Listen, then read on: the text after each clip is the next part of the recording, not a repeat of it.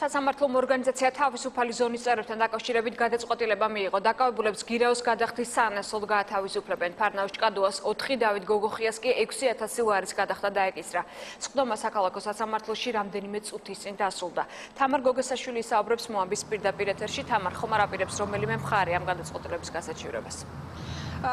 დავით გოგოხიას შემთხვევაში მოსამართლის მიერ მიღებულ გადაწყვეტილებას გაასაჩივრებს თუ არა პროკურატურა, მას შემდეგ გადაწყვეტს, რაც ბრალდების მხარეს ჩაბარდება დასაბუთებული განჩინება აღნიშნული გადაწყვეტილების შეეხება სასამართლო პროცესს. მოსამართლემ ცოტა ხნის წინ გამოაცხადა გადაწყვეტილება დავით გოგოხიასთვის აღკვეთის ღონისძიების შეფარდების თაობაზე და მას გირაო 6000 ლარის ოდენობით შეუფარდა. სახელმწიფო ბრალდება ითხოვდა საპატიმრო ღონისძიების გამოყენებას და მიზეზად ასახელებდა იმას, რომ არსებობს დავით გოგოხიას მიმალვის საფრთხე. ადვოკატებმა კი დააყენეს შუამდგომლობა, რომ გოგოხიას მიმართ არ ყოფილიყო არც ერთი სახის აღკვეთის ღონისძიება გამოყენებული, ალტერნატივად კი სასამართლოს 1000 ლარიანი გირაო შესთავაზეს. დღევანდელ პროცესზე თავად დავით გოგოხიამაც გააკეთა განცხადება და შინაგან საქმეთა სამინისტროს თანამშრომლები ფიზიკურ ზეწოლაში დაადანაშაულა.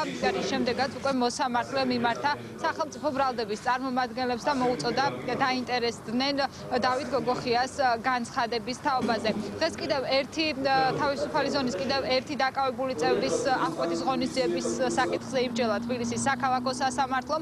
ფარნაოზ ჭკადუას გირაო შეეფარდა 4000 ლარის ოდენობით. მის შემთხვევაშიც სახელმწიფო ბრალდება ითხოვდა პატიმრობას, თუმცა მოსამართლემ პროკურატურის შუამდგომლობა არ დააკმაყოფილა.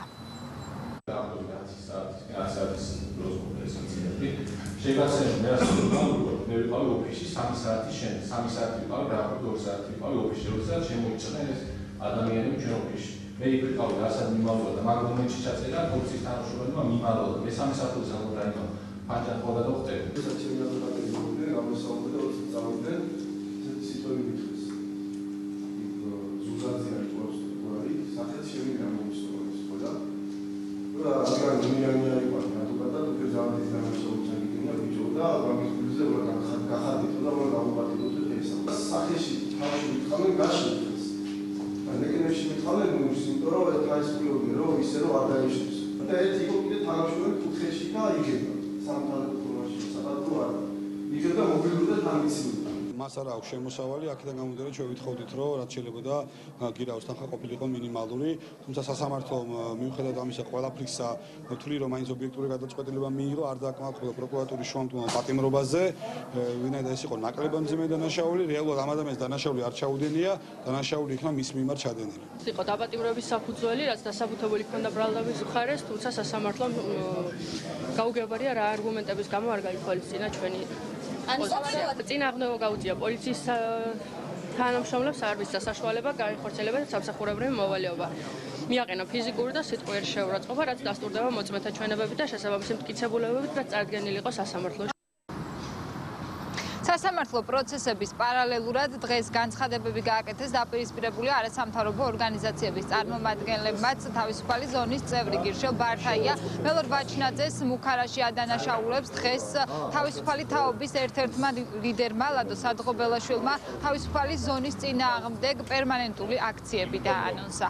როდესაც ჩვენ რიგ ჟურნალისტებზე პირადად მელორ ბაჩნაძემ ჩემი მისამართით განახორციელა სიტყვიერი შეურაცხყოფა და ასევე დაიმუქრა, რომ იცოდა ჩემი საცხოვრებელი მისამართი და ჩემი საცხოვრებელი მისამართთან ის ასე ვთქვათ დამხვდებოდა და ფიზიკურად გამისწორდებოდა. ვაპირებ მივმართო სამართალდამცავ ორგანოებს პრევენციის სახით. გირშელ ბართაიას არ ვიცნობ, საერთოდ არასოდეს არ მქონია შეხება, არც ვიცი როგორ გამოიყურება, ასე რომ ადამიანთან რომელთან შეხება არ მქონია ვერ დავემუქრებოდი. ჩემთვის უცნობი ადამიანია ეს.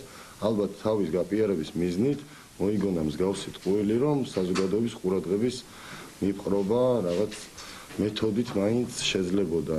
ევროპულმა ერთ-ერთმა ორგანიზაციამ ამას ვადასტურებთ და აუცილებლად გავაკეთებთ ამაზე პრესკონფერენცია და ერთ-ერთმა ფონდმა გამოთქვა სურვილი, რომ ეგრეთ წოდებული ბრჭყალებში ვთქვათ პოლიტდევნილი ორგანიზაციები, როგორიც არის ვითომ და თავისუფალი ზონა, სულ მალე მიიღებს ძალიან დიდ კოლოსალურ დაფინანსებას იმისათვის, რომ მათ გააგრძელონ თავიანთი მოღვაწეობა. კონტაქტები მიდის ზურა ადეიშვილამდე, რომ ის ლობირებს ამ ფინანსებს. აი ეს ორგანიზაცია, აი ამ ნაბიჯები თვით მარგინალიზაციას ეწევა. ანუ სულ ცოტა ხანში დაახლოებით ჩვენი ინფორმაციული ბრძოლით, ჩვენი აქციების ბრძოლით, თუ ხელისუფლებამ ვერ იმოქმედა, რა თქმა უნდა, ჩვენ გავაგრძელებთ ამ ტიპის, ასე ვთქვათ, გამოსვლებს და მივაღწევთ იმას.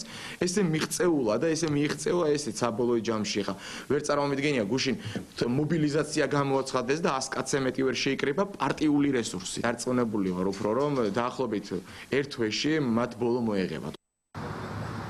თავისუფალი ზონის წევრები 30 სექტემბერს დააკავეს ფარნაოს ჭკადუას გამოძიება ედავება ჯგუფურ ხულიგნობას ასავალ-დასავალი ჟურნალისტის ზაზა დავითაიას ცემის ფაქტზე, რაც შეეხება დავით გოგოხიას, მას სამართალდამცავებმა ბრალი წაუყენეს პოლიციისთვის წინააღმდეგობის გაწევისთვის. ორივე დააკავებული საჯელახსრულების დაწესებულებას მას შემდეგ დატოვებს, რაც გირაოს სახით შეფარდებულ თანხას გადაიხდის.